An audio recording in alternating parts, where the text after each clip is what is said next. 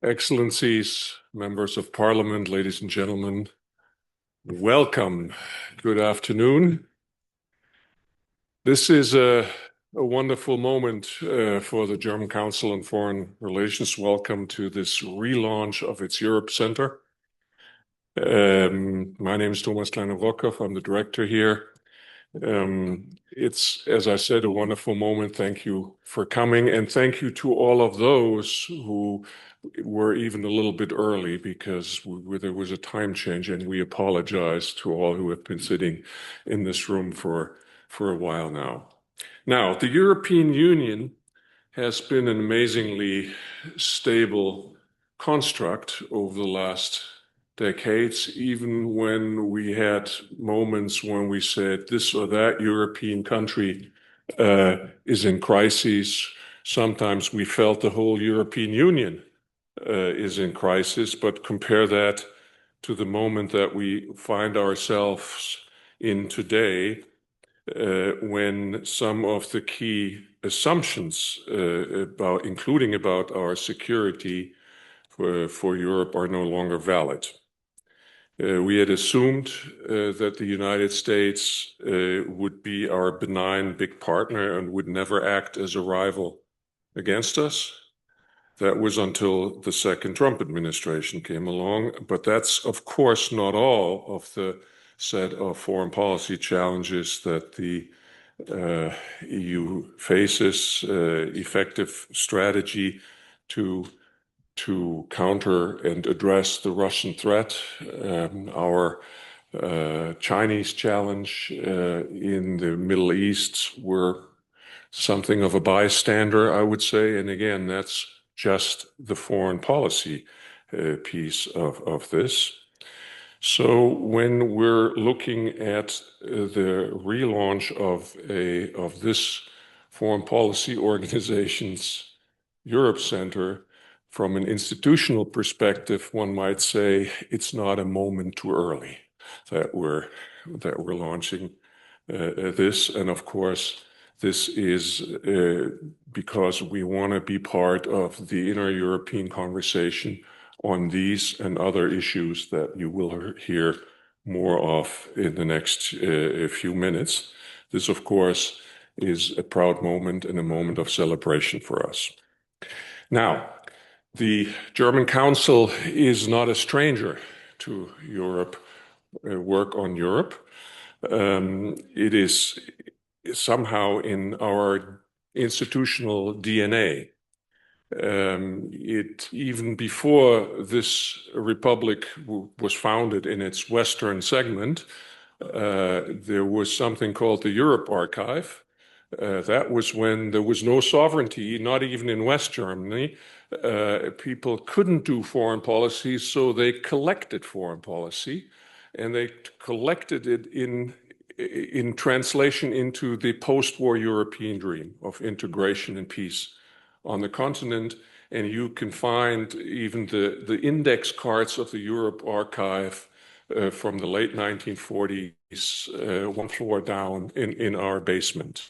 It's an experience and also a wonderful little historical thing that you can find here in the building. That, of course, the Europe work has translated into a Europe Center that we've had for many years here.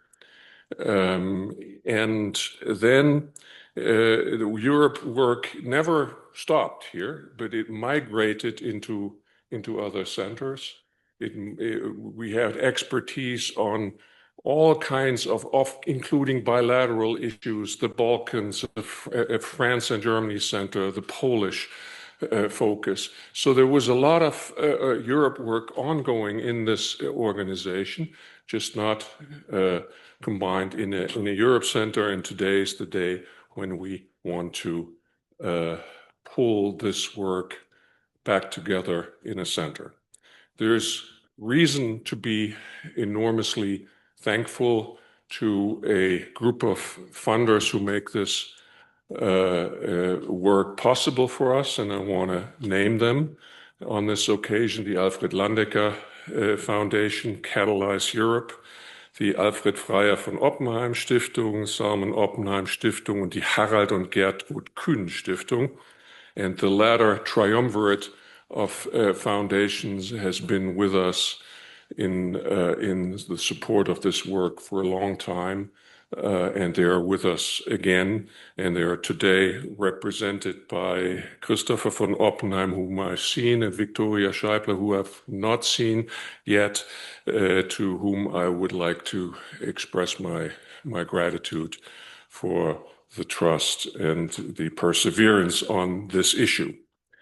A good part of the reason why we're launching and relaunching the center today is that we believe we also have found the right leadership for this center in Lynn Selle, who is sitting right here, and who will take over in a minute, but not before I have properly introduced her as the new Alfred von Oppenheim head of the Europe Center. Now, Lynn Selle is not only a bona fide EU expert, I would say she is an EU aficionado. And if you've done a PhD on the multi-annual financial framework, that I think qualifies right there. That shows dedication to the European Union. She's also been the president of the European Movement Germany. She has been the head of division in the state representation of North Rhine-Westphalia, dealing with the European portfolio. And I should also mention that since she's been here in the last month, she's already made a big difference to the work that we do on Europe. So with that, Lynn, please take it away. Please introduce the center and our guests. Yeah, thank you, Thomas, for the kind words and introduction. Dear ladies and gentlemen, I'm more than delighted to welcome so many friendly and familiar faces, and it makes it rewarding to see that apparently we're not the only ones being excited that the Europe Center is back at the DGAP. I would also like to extend a special word of thank you to colleagues across DGAP, many of whom who are already also here in the room today, because you have contributed to re-strengthening our work on European affairs, and I have to say on a personal note, have made my joining at this second home of German foreign policy, as Thomas always likes to say, such a dynamic and welcoming experience. I'm also grateful, Thomas, you've mentioned it, that Christoph von Oppenheim is here with us today, together with his sister, Victoria Scheibler. They're not only core supporters since decades, I have to say, of DGAP's Europe work, but they are also descendants of Alfred von Oppenheim, to whom I owe my title. And Oppenheim, he has been a compatriot of Konrad Adenauer, and he was one of the fervent, though today largely unknown, supporters of European reunification after the atrocities of World War II. So in a way, that's also the historic legacy DGAP's Europe Center rests upon today. Some months ago, a dear colleague and one of my predecessors of DGAP's Europe Center, Almut Möller, unearthed a quote from Jacques Delors. In Europe, you need the firefighter, but you also need the architect. And this quote, I have to say, has stayed with me ever since. We have seen a great deal of firefighting in the past decade of European integration, which has, without a doubt, been often effective in putting out the most dangerous fires. But perhaps at times we have neglected to take a more long-term, more architectural view on what we have built, in fact. So the Europe Center aims to take a closer look at different parts of EU integration and the European order, and that for the moment will rest on 4 major work streams. So the first is the European integration landscape, looking at alliances, looking at reform agendas, also in the wake of a potentially dynamized enlargement process. The second is bilateral relations, which are a lever for European integration, where we focus not only on long-standing partners like Germany and France, but also on those member states who really contribute to and renewed European cooperation. In terms of resilience and economic governance, we will examine European financial architecture. Thomas has already mentioned the multi-annual financial framework, but also want to work on and strengthen EU economic governance. And then last but not least, an issue which most of the European states have to deal with one way or the other is the rise of far-right and anti-establishment movements and parties across the EU. And here we aim to analyze not only those nationalist and authoritarian narratives in key member states, but also think about what ways to deal with them and to bring this debate further. So coming back to Jacques Delors, what kind of architectural moment will the European Union face in the coming years? We at the Europe Center aim to contribute structural ideas to help to strengthen its foundations in this new and still very uncertain world order. But now let's move on from presentations to food for thought. We're very pleased to welcome Margrethe Vestager here today. And I have to say, in a global order that has shown signs for erosion already for several years, you have been one of the key figures standing up for a confident and rules-based European order. Maybe also much to the chagrin of some US stakeholders and tech companies, if I may say so. Margrethe served as Executive Vice President of the European Commission until 2024, previously as Commissioner for Competition during the Juncker Commission, and before that you held various positions in the Danish governments, including Deputy Prime Minister. And today you keep up being the scary tech lady, as I just read from a media article in German, because you want to strengthen a European ecosystem for digital media called the Rebuild Initiative.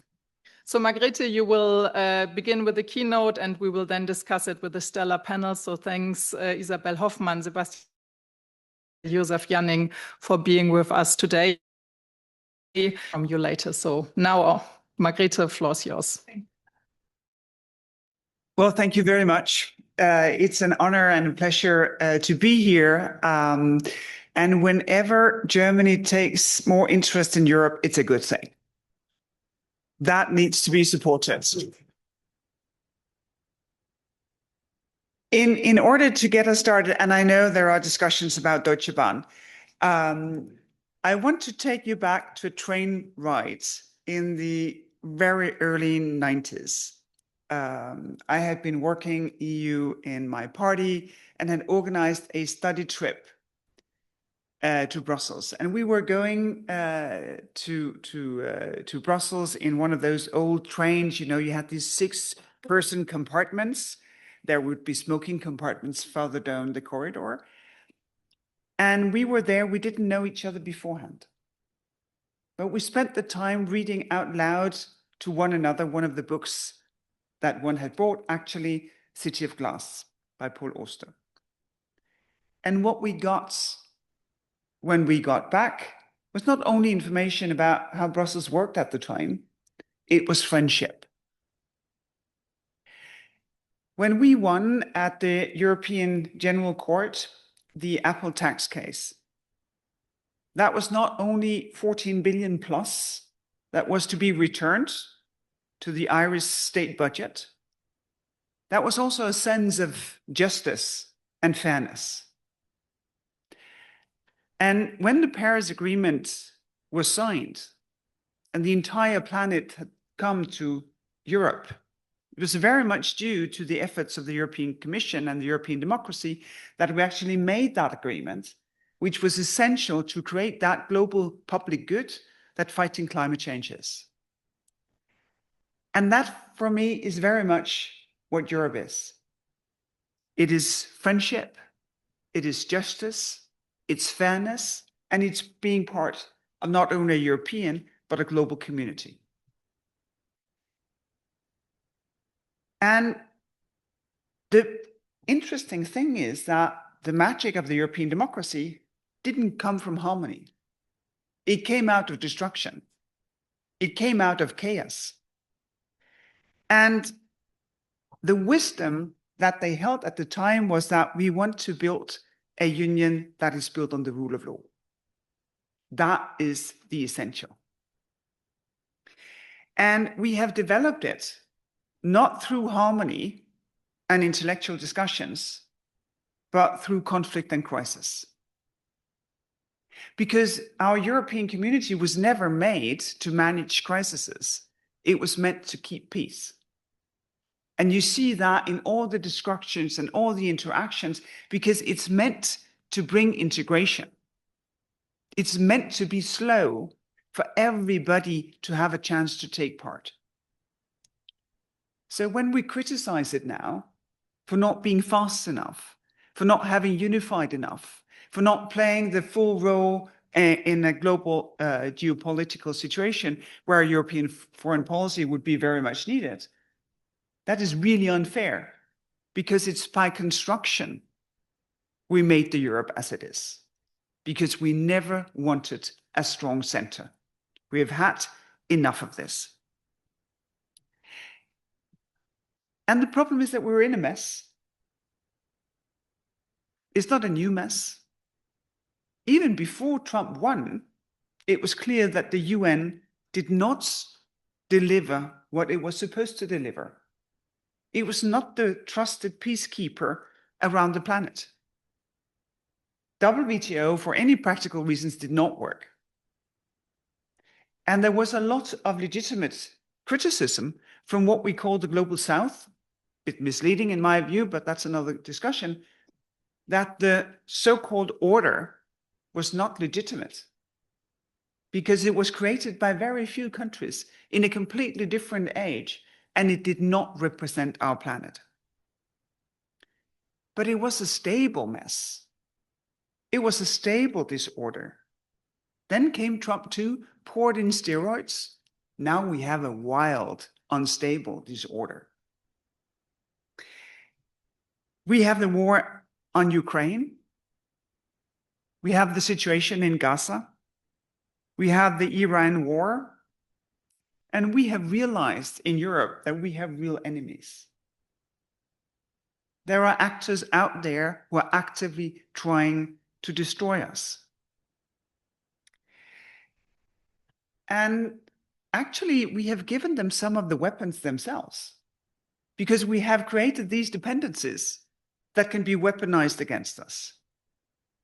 Russia for gas and other fossil fuels, China for critical raw materials, for market, for production capacity, and the US for security and technology. We enjoyed a period of very, very cheap inputs that enabled an economic model where not all motives were great, because some of them was just simply greed. So now is the time to do something about it. Not to be independent, because we're in the world, but to be more independent. When it comes to Russia for the gas and the oil, we are well on our way. That is happening actively, and it's a good thing. When it comes to critical raw materials, slowly but surely progress. New agreements with countries around the planet, new ways of trying to source what we can in Europe, new ways of reusing and recycling what we have already of critical materials. Where it's much more critical is when we look at the dependencies with the US. The dependency on security and the dependency on technology.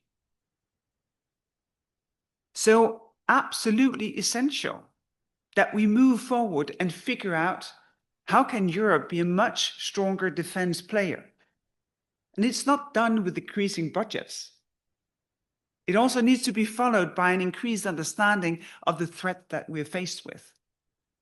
Because that threat is not only a military threat, it's also a threat where some are trying to turn what we are protecting and what we are defending, our very democracy, the fundamental right to disagree, to turn that against us as part of the weapon to break us apart. And when it comes to technology, a huge double-digit billion number of euros is taken out of Europe every year. That's the kind of value creation that we enable. And as it is right now, still, most data created in Europe can be asked by President Trump. But we have European cloud providers. Swash Group could be one of them. OVH Cloud in France could be another one of them. But still, we're not in the gear that keeps us going. And of course, to make all of this happen, we need the competitiveness to work for us. We need the single market. We need EU incorporated to be a real thing. Because part of the problem is that you can start a business, and if you do not start it with a European perspective as from day one, you will not scale it to be that European competitor and eventually that global competitor. And of course, we need a capital market because there are so many entrepreneurs out there. If you look at what happens here in Berlin, what happens in Stockholm, what happens in Paris, what happens in Copenhagen, amazing people are creating really promising businesses. They need capital. One of the things I left on my desk when I cleared my office was a template for what will now become the European Scale-Up Fund. And it's a new thing. Because normally the Commission would say, give us your money and we will use it slowly. Pardon, colleagues, I know that's the tough version. No, we're trying to say, yes, the Commission will take part just as well as private funds and investors. Set the investment criteria and then let third party do the actual investment. And the reason why this is important is because it's a new take. It's a new way of doing things. Just as EU incorporated or the 28th regime is a new thing. And when people start doing something new, that's a sign that we're changing. A lot can be said, but we're on our way. What people then very often ask is how to win the race with the US and China. Because technology, of course, also includes artificial intelligence. Where for me, the important question is, what race? Where is the finishing line? And is there a price? Because if the race is to be more Chinese or more American, I don't think that it's a race for us. I think that the race that we're in is to be more European. Because sometimes we forget what is the original European promise that we have been developing for thousands of years. And the original European promise is that each and every one of us matters as individuals. And that creates the trust that society is here for you. And when we fail, if you get laid off from the business where you work, most people, they will get another job and they'll be able to provide for themselves and their family. If you have that sense, you've been fired from the society to which you thought you belonged. Where do you go? And that fundamental promise is what we're in the race to keep. Everybody do their best, challenge their own talent, take a job, create prosperity. That prosperity is translated into welfare, a society that cares for you. Make sure that your kids, they get the best possible education, that they eventually can leave home. Now we have 4 European states where children stay at home till they are, by average, more than 30. As a mother, maybe, but I'm not sure. We expect safety. We expect health, infrastructure, care. We expect the public goods that come to fighting climate change. That is the European race that we're in, to keep up that promise. And that will take another gear. And that will take changes in how we work at a European scale. So people shrug their shoulders and say, not possible. But the reason why I believe that we can do this is that I have seen it happening before. We came out of the financial crisis. We completely changed the banking regulations that we have. And when we got to COVID, the banks was not a problem anymore. They were helpful because they were well capitalized and they did not pose a societal risk. When you look at COVID, remember the first thing that happened when the borders they closed? That would, within a few days, meant empty shelves in all our supermarkets. But then we agreed at European levels on the green lanes so that trucks could travel freely to make sure that there was food in every supermarket. And we got the vaccine strategy that enabled every European countries to start vaccinating on the same day while we exported every second vaccine ever produced out of Europe. You saw the energy crisis. People didn't even realize that the real risk was that the gas molecule would not be available before we together had figured out how to source that in different ways while keeping the momentum to transition into homegrown energy sources. All of that we have done within a bit more than a decade. And the good thing is that we're doing something new with EU Inc., with the Scale Up Fund, but also these are examples of politicians and institutions willing to take a risk. Because you can only maneuver in things that are as they are if you're willing to take a risk. And that risk, of course, is that in the history books, you will be described as a failure. But the chance is that you will be seen as one of those who were laying stones for a new architect to maintain what is absolutely essential, that Europe is the best place to live ever on this planet, and especially if you're a woman. Thank you very much. Yeah, dear ladies and gentlemen, dear Margrethe, thanks a lot for your insightful speech. I'm now looking forward discussing some of the points you've raised. Also from like with stellar personalities that also have different regional focus. And we've said earlier that both France and Poland are not only key member states, but also very dear to us here at DGAP. So I'm very happy to welcome Isabel Hoffmann. She is since the beginning of March the director of the Franco-German Institute in Ludwigsburg, and I think it's not too late to say very much success to your new role and congratulations. Yes. And beforehand, you've been with Bertelsmann Stiftung, directing the EU Opinions Survey here in Berlin. Sebastian Poceniak is the director of the Foundation for German-Polish Cooperation, and you're at the same time a professor of economics at the Institute of Economics in Warsaw. Beforehand, you have also worked with leading Polish think tanks like OSW or PISM. Welcome.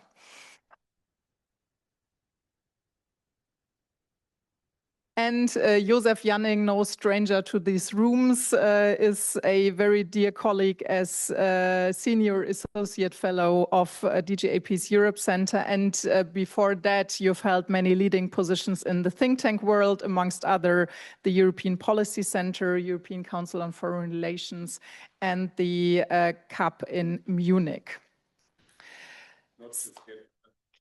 Not to forget the Bertelsmann Foundation.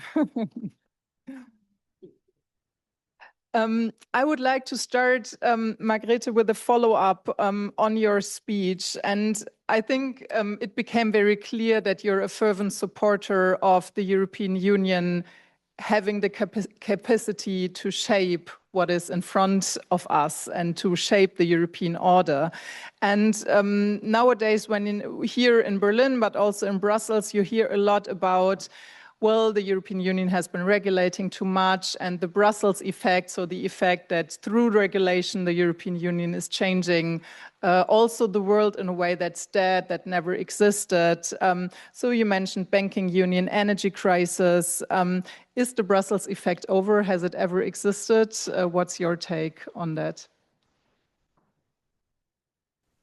Well, I think by now you have privacy legislation in 15 states of the United States. Not similar to the GDPR, but inspired. You will have, for instance, the South Koreans trying to enable having more than one app store when you have an operating system. So, for instance, on an iPhone. You'd find traces of our ideas everywhere on this planet where you go. And the thing is that it has become very much sort of à la mode to say that regulation is bad, and if only we didn't have it. Part of that is, of course, legitimate, because when you legislate over decades, of course, you have overlaps.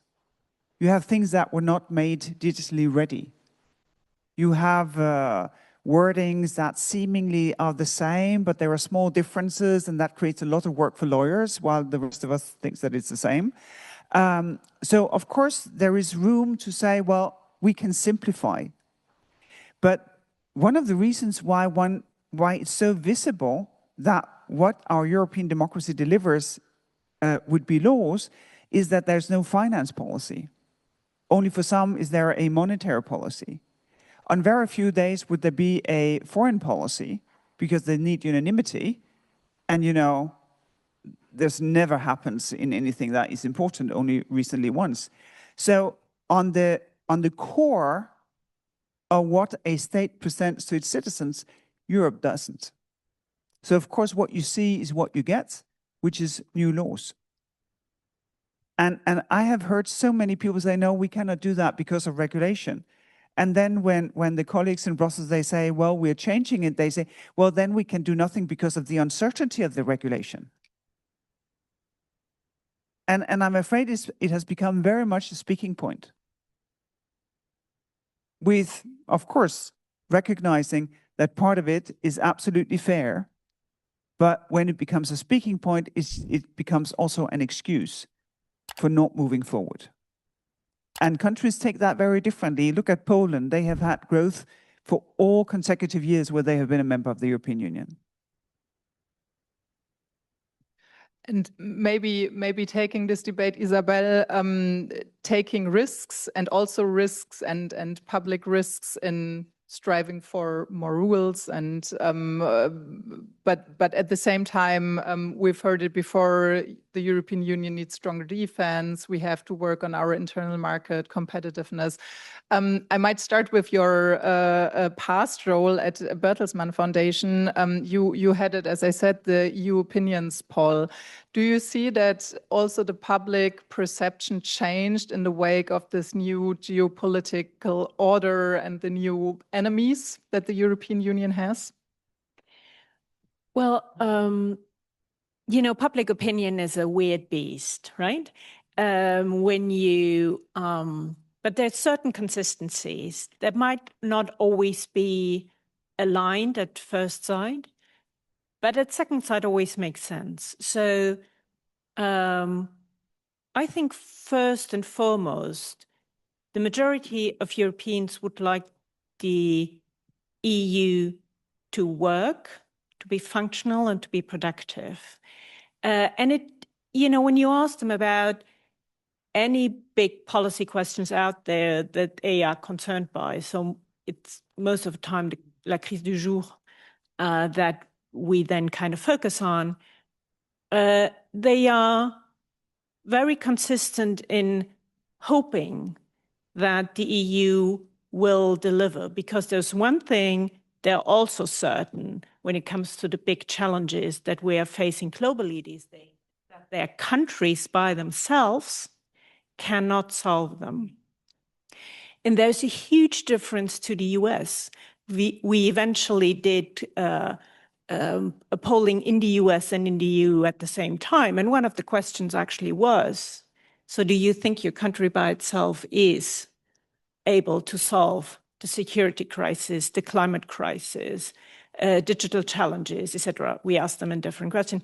And there was one picture emerging, like all Europeans in a large majority said, no, my country is not able to solve them by themselves.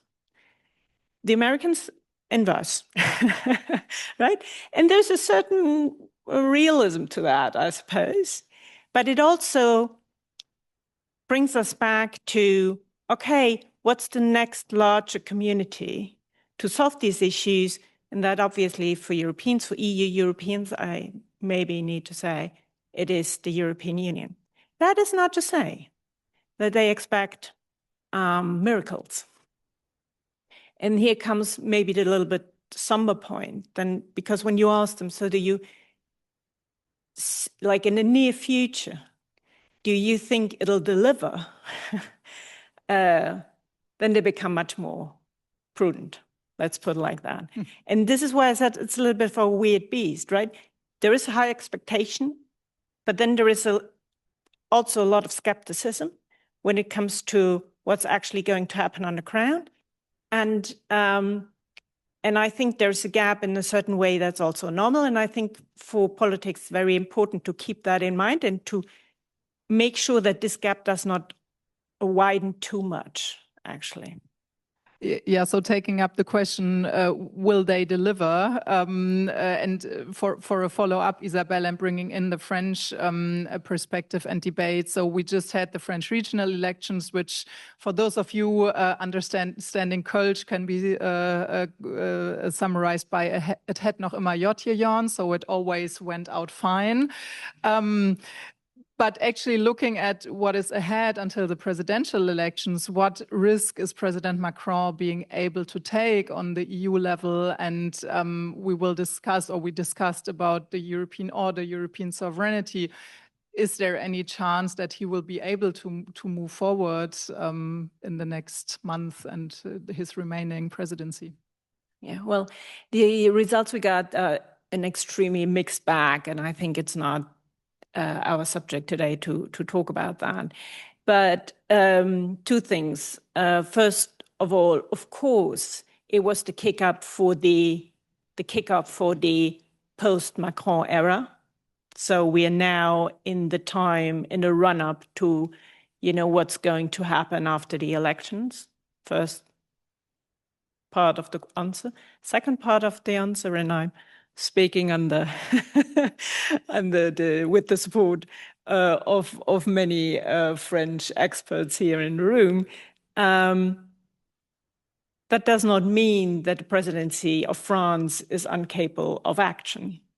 And I think it is important also to understand in this city that it's now time maybe to lean into the relationship and to realize and to see and to search for these things that we can actually bring on the way, so that whatever happens after these elections, we are in a more stable and better place. So make us a little bit independent of, and there is no, I mean, if there's an expectation growing that we will have an extreme result, I have to say I would like to caution for that. So it's still an open election. We don't know, but I think it's better to prepare for now and to understand that the French president is not incapable of action. Thank you. Looking towards the east of Germany, Sebastian, we heard from Margrethe that we need to be more independent as a European Union, and we have to claim also those policy areas, defense, competitiveness, also tech. How is this perceived in Poland? Compared to Germany, Poland has seen enormous growth rates in the past decade. Also, given the proximity to Ukraine, you have a very different threat of well, urgency in deterring Russia. So what feeling is there, also given the complicated domestic situation between government and presidency? What role does like a more independent European Union play there? Thank you very much. You know, our situation, geographical situation is clear. We have 7 minutes from a strike with Iskander from the Kaliningrad region, right? We have a neighbor, not very good neighbor, as a Belarus, which might be a threat for us. And still war in Ukraine. So our first challenge, very first challenge, and the goal of economic policies now is to be able to increase spending in military area. So Poland is now on close to 5%, 4.7%, but we need to prepare to change our economic system to be able to cover these expenses. Because of course you can make bigger debt always, to a certain degree, of course, yeah. But at least with 60% of debt, with a perspective of 70% in a couple of years in Poland, you can say there's nothing comparable with some countries of the European Union. But an extremely important issue is to still boost the economic growth. And here are maybe some lessons for the European Union to look at the sources of this growth. So entrepreneurship is number one, absolutely. And this has been the goal, primary matter from the beginning of the transition. So not the state as a source of growth, but rather entrepreneurship. Yeah? So then the European integration, of course, access to bigger markets. So this is why the structure of the market is for us a focal issue. And the third thing, maybe not that obvious for many who analyze growth models in Central and Eastern Europe, is that we have avoided concentration of power. You know, I had Ukrainian students at universities who brought me the list of Forbes of 500 richest person in the world, business people. And there were few Poles or none, but many Ukrainians. And they asked me, what that says about the conditions of these economies. I said, it's perfect for us because it means we have a flat structure without a risk of oligarchy and concentration of power. And exactly this concentration of power is something we should focus now on. And the threat comes from not from the EU actually, but from dependency on big tech, from other competitors in the world. So I see, summing up, two areas where we should now invest a lot of energy and money. So military spending, but supporting our own production to become more independent, and also tech, because this is an area which will make military technologies absolutely of dual use application. Thank you. Also a follow-up to you, because this relates also to the broader discussion which is now taking place in all the member states and in Brussels on how this European market should look like, because there are some fundamental questions on the table on European preferences and public procurement, on the question of how should we focus on a model which is supporting made in Europe or rather made with Europe. So from the Polish perspective, you would rather go to, which is also a debate we're having since a decade, on the question of European champions. So you would then like put this debate forward and be more on a like made in Europe perspective. We have a quite diversified structure of the economy, so which is, I think, our strength. But this means also that many companies are relatively small. And if they face pressure from competitors from Europe or from other regions of the world, of course they are interested in equal conditions. So, for example, during the COVID pandemic, the problem for Poland was that it was allowed to support companies on the national level because not many countries can afford this type of intervention. So it creates unequal conditions on the European market. So when we talk about, for example, Made in Europe scheme, that's great, fantastic.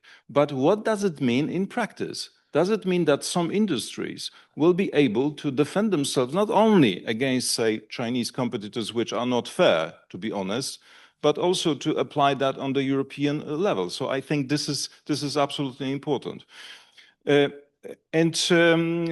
Also another aspect, when we are talking about the deepening of the integration, this is pretty strange that we still have 20+ divided capital markets, that we are not able to create one space for capital. So this makes, of course, this capital more expensive, and you mentioned that as well. So even the banking union, a great success of the European integration, is still unfinished, right? So we are still not able to enforce a structure which makes it easier to integrate in the banking system. I'm not talking even on the capital market union or investment union, which is a big topic, but this is exactly something that we need if we want to scale up our startups. They simply die at the level, of a few hundreds millions of market value, and then they start looking for capital. And when they can find this capital, not in Europe, not in this fragmented puzzle play, but in the United States. Thank you, Josef. I want to bring in a broader perspective and also what we've just heard on taking risks and finding the political capital to really go forward in what has been mentioned on defense, on capital markets, on competitiveness. In the past, you've worked intensively on the question of coalitions in the European Union. So looking at what we have discussed today, where do you see coalitions of member states or broader actors that could move these questions forward? So we've seen from the German and French finance ministers this initiative of the E6 format, which brings together the 6 biggest economies of the European Union. Is this kind of a nucleus of a new European actorness, or how do you look at forces that might drive those debates further? Well, thanks, Lynn. That's a very complex question that would normally require an hour-long response. But let me try. Let me try the short version of it. I think we need to spend at least half a minute on why are we talking about coalitions and alliances. I think we need to be aware that Europe and European integration is not a self-propelling process. It has to be made. And it has to be made against the odds, usually. No, we're not running with the time, but we're making the time, or we're not making it. And that's why I believe that in the entire institutional setting that we have built, we need actors which are investing political capital or energy in it. Actors that are trying to lead the process. The Commission is only powerful, and I think Jacques Delors' legacy is the biggest example, is only powerful when it has a counterpart, which is a group of committed member states saying, we want this, and you are the person to put it in practice, and we will support you on this. And when we have done this, we will aim for the next higher goal. This is what we don't have. This is not necessarily brought about in the structures of the institutions or the setting of the member states. It has to be made in the circle of member states as well. And I think we in this country have often believed that for us it was self-evident that this was so. Before we then discovered the beauty of the smaller perspective and the national interest. forgetting sometimes that there's probably no other large member state of the European Union where the European interest in the best sense of the word coincides to a similarly large degree with our best national interest. And I think we will have to rediscover that. I think today, for everything that we have discussed, whether it is competitiveness, technology, or security and defense, we need smaller circles of actors getting together and saying, we want to do this. One of our big problems is we don't have agreement on what this is. No? We have agreement immediately that we need to think in terms of scale, because our lack of scale is one of our greatest problems, because we are so big, but we never act to our size. Now, we don't have defense of scale. We don't still have a market of scale. You have given the examples, and you know that much better than I do. Now, the fact that we don't have banking union is because we're lacking a critical group of member states and say, we want this, and we are not resting until we have twisted the arms of our European Council partners so that they will go along with us. And we know from the past that one instrument that such a coalition must have is the readiness to go it alone. We would not have the example that you gave with the Green Line for trucks if it hadn't been France, Germany, and the Benelux countries at one point saying we have had enough of these discussions in Brussels about free movement of people. We are doing it. And you can then join later on our terms. We would not have the euro if we had said we're only doing it when everybody who's in agreement on principle is also ready to join right now. And these are the kind of mechanisms, and that brings us to a point, and I conclude that with that. The resource that we have to invest in here is strategy. You know, Lynn, you mentioned the firefighters and the architects. You know, the firefighters are the crisis managers. And we have seen a lot of that, and we have seen a lot of crisis. But have we grown? Have we used these crises good enough? I still want to, because when you just don't need only the firefighter, you need the architect. And in my thinking, the architect is the strategist, is the person who thinks about where do we need to go. And once we have that, how do we get there? And how do I find the critical mass? And what do I need to do to bring together that critical mass? And also, as a government of a member state like this one, what should German European diplomacy do in order to get that critical mass together? What do we need to invest in? What should our relationships be? Whom should we turn to? And evidently, you know, the Franco-German motor alone is totally insufficient to do that. Now, we need to be the best connected, the best received, the best heard member state around the European Union if we want to have a chance to bring together a coalition that can actually do great things. Sometimes it's very difficult, as you know, between Germany and Poland, because the Polish government has two big problems. It is so scared of its own opposition, which is sizable, and B, it doesn't trust us. So what do we do to overcome this burden? Because if without overcoming these two principal obstacles is clearing the table in Polish domestic affairs, which is a pretty fundamental dissent that you see in the country, and clearing the table between Poland and Berlin, or Warsaw and Berlin, are the preconditions for a strategic relationship of the sort that I'm talking about.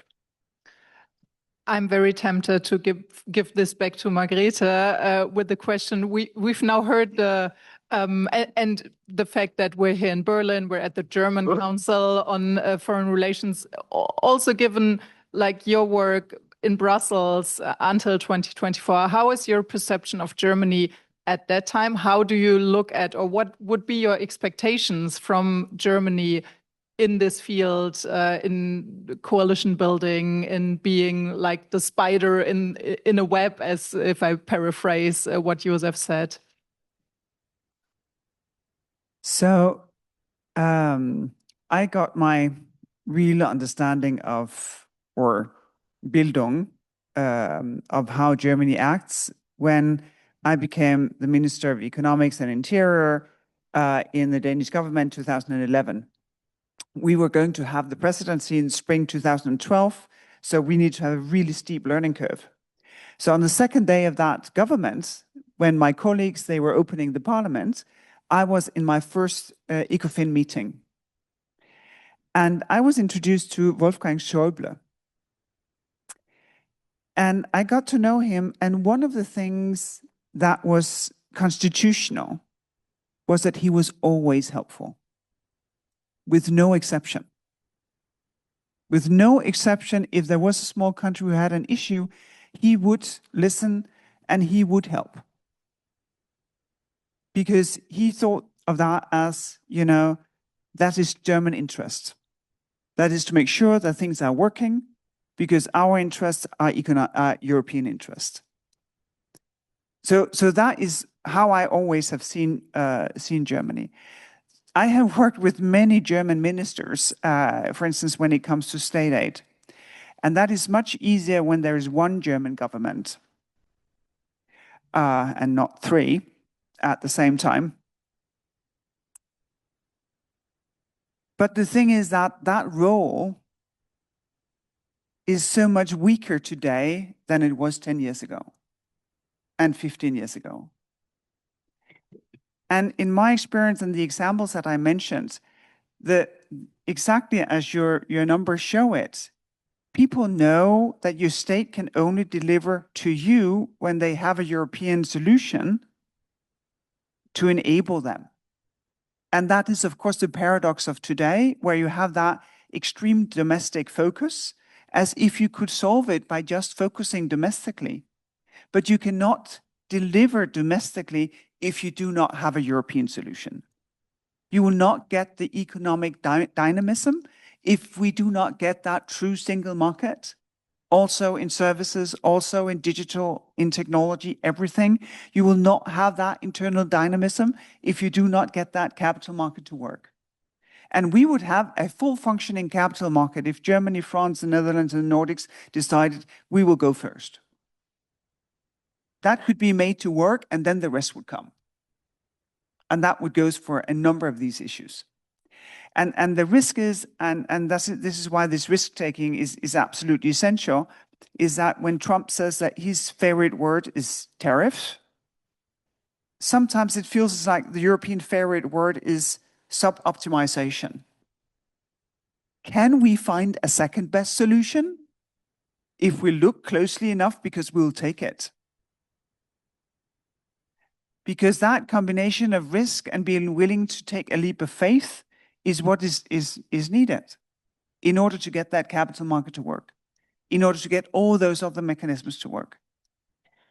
And now we have spent 80 years, integrating. I think that the time for the leap of faith has come, because otherwise we will not make it. Because trust is the most effective way of getting things done.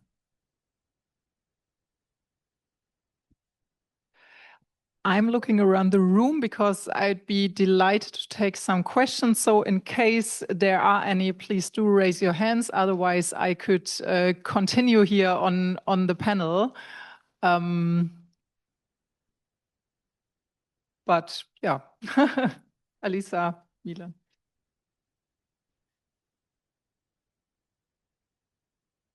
Thank you very much. Very happy to start. Thank you. This was very interesting so far. My name is Alisa Vogt. I come from Körber Stiftung.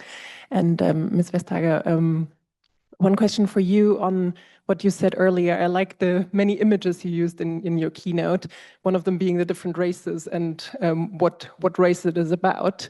And I like that image of that we can only win the European race. Just when looking at the amount of money we're talking about when it's about AI, and of course how AI is linked to copyright, to employment, et cetera, and all of this going to very, as you said earlier, a centralization of power and of influence. How can we win our race if the other race is decided somewhere else? Maybe we take 3 questions and then give it back to the panel. Milan, next to Alisa. Thank you, Lynn. Milan Nič, working here on Central Eastern Europe and EU enlargement and the Western Balkans. Forgive me, I will have 2 questions because I feel yes, they are related, they are interlinked, and I have to ask about Hungary and the forthcoming pivotal elections on 12th of April. The strategy here, if I may simplify it, on the what looks now unlikely scenario of Viktor Orban and Fidesz staying in power is we'll deal with it when it comes, and we hope for the better. If Viktor Orban and Fidesz, if Hungarian voters decide to keep Fidesz in power, what does it mean for the EU system as it is now, when we now know that Hungarian foreign minister goes out of FAC meetings and calls to Sergei Lavrov, and then he says, not only Sergei Lavrov, actually we have, this is diplomacy, I talk to other countries around the world, China and so on, because it's our national interest. So on strategical issues, Fidesz party and Viktor Orban defines strategic interests of Hungary in a very different way than this country or the rest. So how this is we haven't been there in EU system yet. That's first question. Second, the question is defined by what I see, Madam Vestager, at your the Ukrainian symbol in the EU flag. So the European accession perspective for Ukraine. After the initiative of the Commission with the reverse enlargement or fast track or phase-in was refused by the member states, including this one, and the Commission, the Commissioner for Enlargement, Marta Koz, also who was here a few weeks ago, then challenged the member states who refused it, saying, come up with an alternative how this can work. So how we can long-term offer something meaningful for Ukraine, which might not be a membership tomorrow, but how to integrate them now when we have chance to work on it. And what should Germany do in this? Okay, so this is already 3 very rich questions. If everybody is very disciplined here on the panel, and I know Isabel has to go, so she might leave at one point, but if everybody here is also disciplined, we will come to the second round, including your questions. So we have what to do with the Hungarian elections, AI, EU accession of Ukraine. Easy, who wants to start? Maybe Isabel, given the time, I'd be interested, the French discussion on Ukraine accession, is there any? What direction is it discussed? I think that's not a huge issue in the public sphere right now. I'm not even sure if it's a huge issue in the European public sphere right now. And I think in a certain way, it's probably, I mean, there's huge support for Ukraine and for their cause in general. When I kind of come back to my public opinion expert head, we actually, and that might be a little sad news, the least support for EU accessions actually within Germany. With the countries that we polled actually nationally. And there is much more, or there's more support in other countries.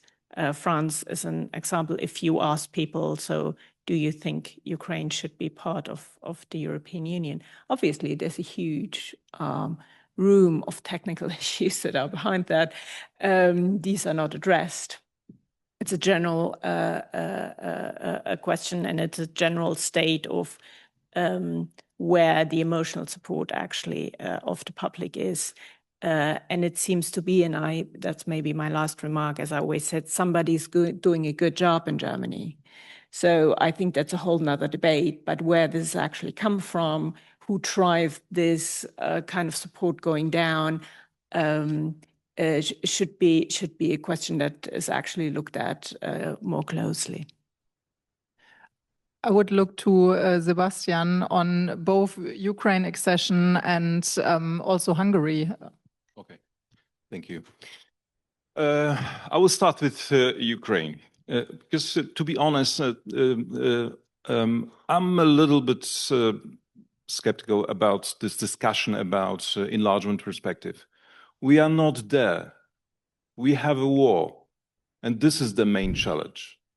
And if we look at a practical way to bring Ukraine to Europe, then we should maybe look at the roots of the European integration. What was the first step? The community of coal and steel. 2, strategic sector, also important for the military industry. So maybe our beginning with Ukraine should be integrating our military industry with the military industry. And to be honest, I don't know exactly who would be the beneficiary of the settings, you know, because Ukrainians now, and this is my big and very positive surprise of this year, they are able to develop mass scale, technologically advanced military products, and we can learn from them. Because even now, if we start negotiations with Ukraine, about what? Right? And who will be on the other side interested to run detailed negotiations when still the outcome of the biggest challenge is not solved? Shortly about Hungary. Hope is not a strategy, right? but the main thing we have is hope. If there will be a situation in which Hungary is still ruled by Viktor Orban, then probably we need to think about the best method of the European integration, second best solutions, right? So the coalitions of the willings in many critical areas of the European integration, which will be able to bypass the veto. Other scenarios are radical, and I'm not quite sure if they will deliver an expected solution. Thank you. Margrethe. Yeah, well, first to say that, actually, I don't think that coalition of the willing is always the second best. Because sometimes the coalition of the willing is what makes the engine run. Somebody who shows this is possible, we can do this, and then the rest, they will come along. So I have absolutely no problem with the coalition of the willing. The second thing is, I completely agree with what you say. First things first, Ukraine, they're at war. But I think it's really important for them to win this war that they have the perspective of being members of the European Union. Because it's a huge motivator. And it is for real that one of the main reasons why they're being attacked is because they're European. So this is why I think it's really important to maintain that perspective and make it real and tangible. And it would be great for Ukraine, but even greater for the rest of the European Union. Because of the dynamics, because of the innovation, because of the willingness, because of wanting to be everything that we are and that we have taken for granted for so long. You know, I see this as a way of, you know, giving new life to what is the amazing thing here. And then we'll figure out a way of doing it. But I think it's important for our leaders to take the leadership to tell this to people, that it's not only a geopolitical necessity that Ukraine joins, it's also a good thing. Because the good thing about politicians and voters is that sometimes politicians do as voters say, but also sometimes voters, they listen to politicians and they change their view. And we need that leadership. Just one thing on AI, because it's also a very long and interesting discussion. The race on AI is not over. And there are many other ways. For instance, there is a company called Flower AI, who can do sort of decentralized compute. So instead of building one gigantic data center, they can pull data center resources from decentralized locations and make that available. It's a business. They are doing it as we speak. So this idea that there's only one way, you need to pile up billions and billions and billions in order to be able to do it, this is not the only way. And I think that is important for Europeans, not to say, it's all lost. Let's just do applications. But that is not enough. We need also to do the basics. And they can be small language models or big language models, but we're finding a way to do it differently. But the point is not to say it's too late, because then obviously it will be too late. So if you're really disciplined, we can take 2 questions here because Margrethe Vestager has to go to the airport. So we're really strict on time. If you come here to the...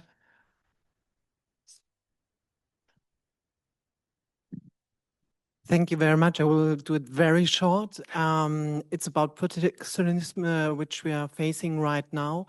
And you earlier mentioned buy European, made in Europe, made with Europe. I think this is very important for companies in Europe. And therefore, I would like to know from Margrethe Vestager, how do you see that made in Europe? Is this the right way to cope with our geopolitical situation?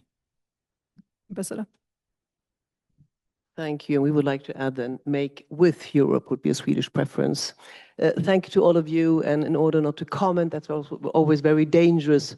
But I must still say the last pitch of former Commissioner Margrethe Vestager on Ukraine is definitely a Swedish position.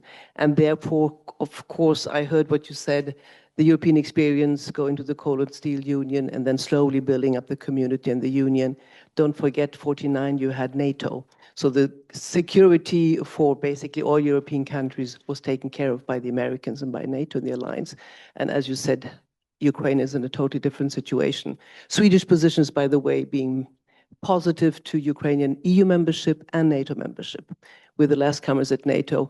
Main question to the now 3 of you or 4 of you would be, given the present situation, it was very good to come to the seminar to lift den Blick erhöhen and to look forward again to European ambitions in this crisis management mood, which I think all capitals, unfortunately, are dealing with these days.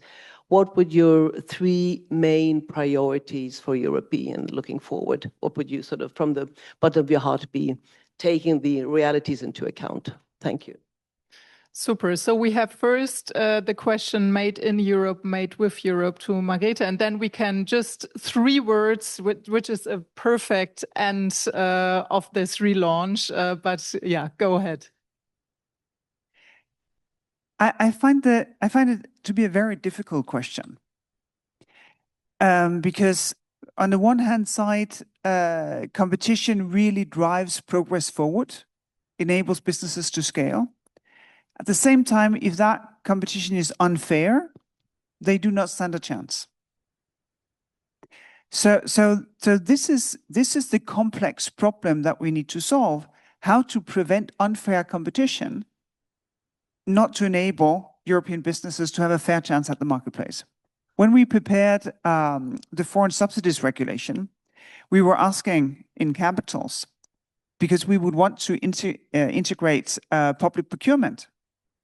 Because if it's crazy cheap, then probably not really fair. It was really difficult to get it.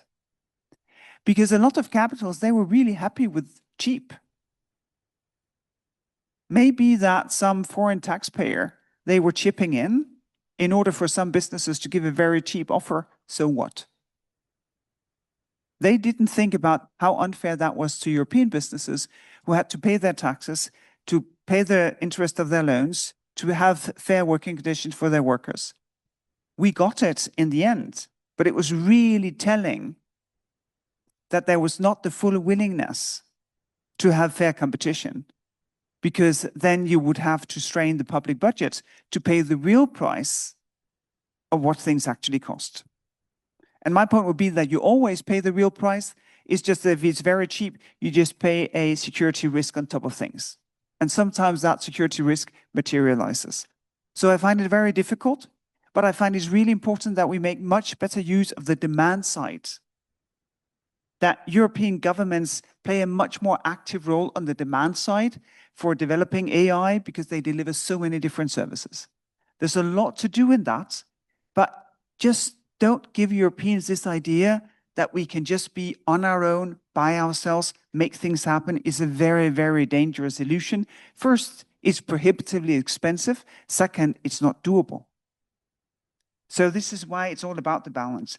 And 3 words as to what would be the prime recommendations. I think it is, first things first, we need to give businesses a market. 450 million customers. That is a main driver. And we're still not there because there are barriers and they're still being erected basically every day. Second, we need for people to get to know each other better. Culture, society, community, the success of Erasmus+. We need to push that. This is what we're defending. This is our democracy. This is our culture. And it's almost invisible because we only talk about defense. But defense will solve itself because now the industry knows how much money there is to come for. And thirdly, and I know this sounds like a detail, it's important to protect that the Commission is not a government in Europe. It's not a politically named body. It's not a coalition government. It's people who come with different political experiences who swear that the treaty is what they serve. And because of that, they serve Europeans. And it's the only place in the world you have this body. And that means that you have people who can actually do this, because there's one thing we have enough of in Europe, and that is politics. What we have too little of is actions that truly serve European interests. Joseph, 3 words. And Margrethe, I'm looking at the time, I think, and I'm looking at Thomas, and maybe it's time for Thomas to bring you to the car, because I don't want you to miss the last flight to Copenhagen, not because of DGAP. So that's the hard part of being the moderator. And also, since I know the Selle company that I'm in, I don't want you to rush your answers. Yeah. Because they will be precious and I will be sitting here jumping up and down. So thank you very much for this. Thank you for coming. Thank you for inviting me. As well. Joseph. Actually, I wanted to pick up right on where Margrethe left off. One of my 2 things would be, we need to get together a coalition of member states that will actually make use of this unique body, which is the European Commission, in order to get the scale factor done in Europe. You know, if you think of it, single market was meant to be completed in 1992, and we're still have a couple of tricky issues to really get this off the table and open the benefits of a fully integrated market to the Europeans. And the other big thing is, and again, this is a project that needs a determined coalition and probably needs an initiative outside of the current treaties, that is to build a European single defense. And that has to start and should be starting with an initiative to jointly defend our eastern border. And get us out of this dilemma that we're facing, that we're spending so much more, but we're still spending it in a fashion that is not up to the task. This should be the test case for a collective defense of Europe in the context of NATO. We're not building a new organization, but we are changing the mode in which we as Europeans are delivering the the capability. So that's my second project. Sebastian. Thank you very much. And I will start with explaining the question of Ukraine integration, which is actually the point number one, because the political message is clear. Apart from Orban, I think from all member states, you can hear that we will support integration of Ukraine. And this message is visible in Ukraine. However, looking at the history of the integration of Poland, Slovakia, Hungary, other countries, we know that if this message is relatively empty, then the support is shrinking. It can evaporate. And exactly in Ukraine, I think this threat is underestimated. We need very clear ideas at the very beginning, what should be done, because this enlargement will be different. This will not be extending the markets with some transition periods. It will be military integration. So this will be the Ukrainian contribution to Europe, right? So the second thing, difficult issue for us, how to make this country reconstructed, rebuilt. We have many conferences discussing it, but at the end there will be political decisions about a fund.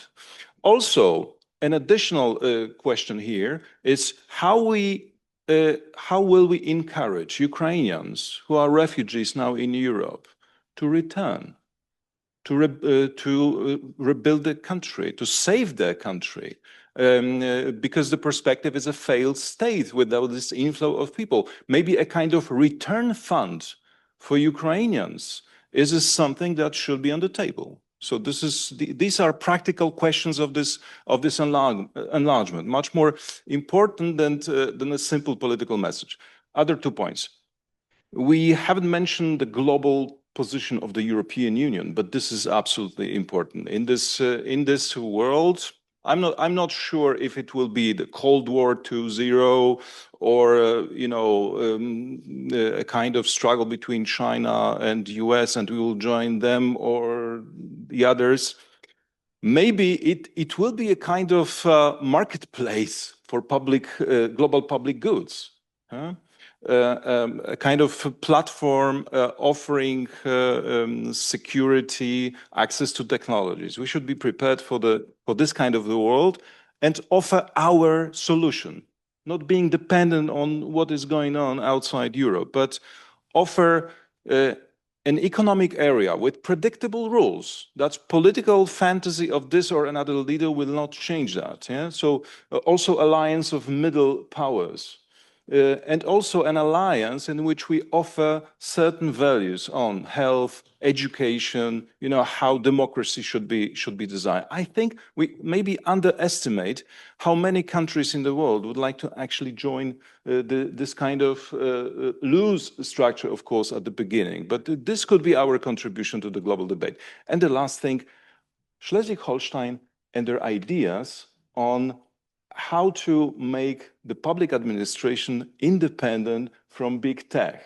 I'm a great fan of the European development in this area.